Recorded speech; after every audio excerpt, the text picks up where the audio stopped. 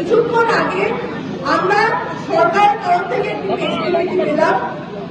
Press বিবৃতিতে মাননীয় স্বাস্থ্য প্রতিমন্ত্রী চন্ডিয়া ভট্টাচার্যের বলা কিছু কথা আমাদের কাছে অত্যন্ত বেদনাদায়ক।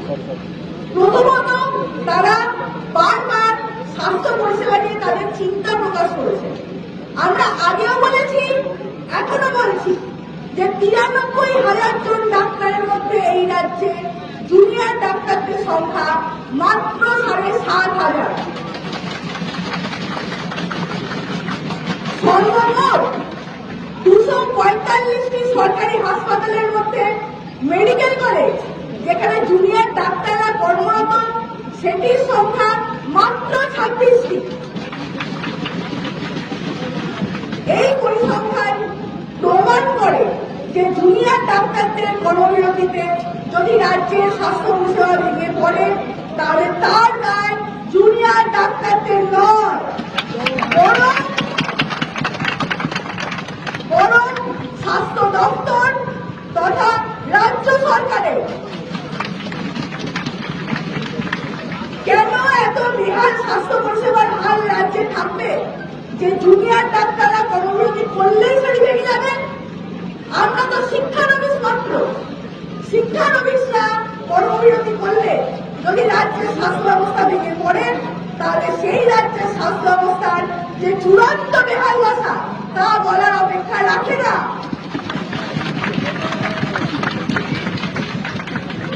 মহামান্য সুপ্রিম কোর্টের আদেশনামা যদি আমরা দেখি, তাহলে দেখতে পাই যে 9 তারিখে মহামান্য সুপ্রিম কোর্ট বলেছে, the state of the West Bengal must take necessary steps to create a confidence in the doctors that their concerns in regard to their security and safety are being duly attended to.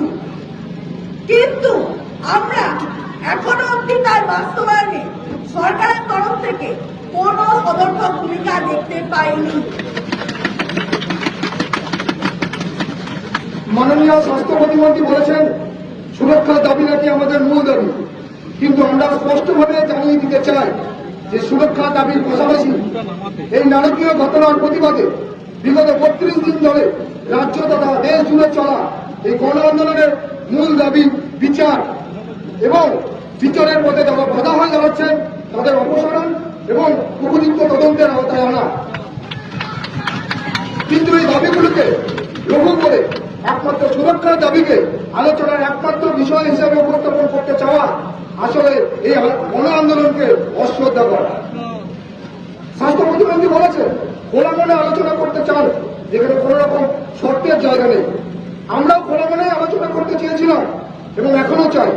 খোলা মনে আলোচনা করতে চাই বলে আমরা live media কভারেজের সামনে সম্পূর্ণ আলোচনা চেয়েছি, যেখানে পশ্চিমবঙ্গের সমস্ত মেডিকেল কলেজের মধ্যে থেকে অন্তত 30 জন প্রতিনিধি উপস্থিত থাকবেন।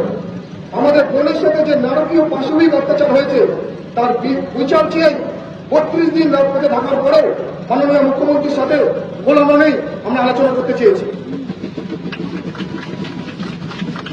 মাননীয় স্বাস্থ্য প্রতিমন্ত্রী বলেছেন যে আমরা ভোট 3:49 মেল পাঠিয়ে রাজনীতি করছি। অভয়ের মৃত্যু আমাদের ঘুম কেড়ে নিয়েছে। আমরা রোদ জল ঝড় মাথায় নিয়ে বসে আছি রাস্তায়। এই পরিস্থিতিতে আমাদের কাছে রাত দিন সমস্তটাই এক। আমরা দ্রুত সমস্যা সমাধানের মাধ্যমে কাজে ফিরতে চাই।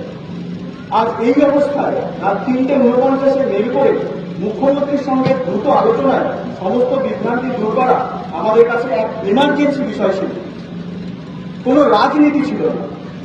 যেভাবে আমরা ভোর 4টেতেও রোগীর প্রাণ বাঁচাতে ছুটে যাই, সেভাবে রাজ্যের স্বাস্থ্য ব্যবস্থা রচনা ব্যবস্থা বাঁচাতে ভোর 4টের সময় ছুটে গেছিলাম আমরা। যারা এর মধ্যে রাজনীতি দেখছে তারাই আসলে রাজনীতি করছে। আমরা সবসময় আলোচনার জন্য প্রস্তুত। মাননীয় স্বাস্থ্য প্রতিমন্ত্রী বলেছেন, গতকাল মুখ্যমন্ত্রী সন্ধ্যে 7:30টা অবধি অপেক্ষা করেছেন, যা আসলে আমাদের জানানোই হয়নি।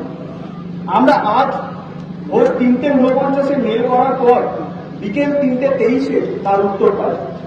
তারপরে আমরা আন্দোলনকারী জুনিয়র ডাক্তারদের সমস্ত অংশের প্রতিনিধিত্ব নিয়ে মাননীয় মুখ্যমন্ত্রীর সঙ্গে পূর্ব নির্ধারিত 5টি দাবিকে সমান গুরুত্ব দিয়ে আলোচনায় বসতে চেয়ে আবার মেল করি। সেই মেলের উত্তর এখনো আমরা পাই না। আমরা এখনো রাজপথে অবস্থান করব আমাদের সমস্ত অংশের, সমাজের সমস্ত অংশের জনগণের সাথে। আমরা এখনো অপেক্ষায়।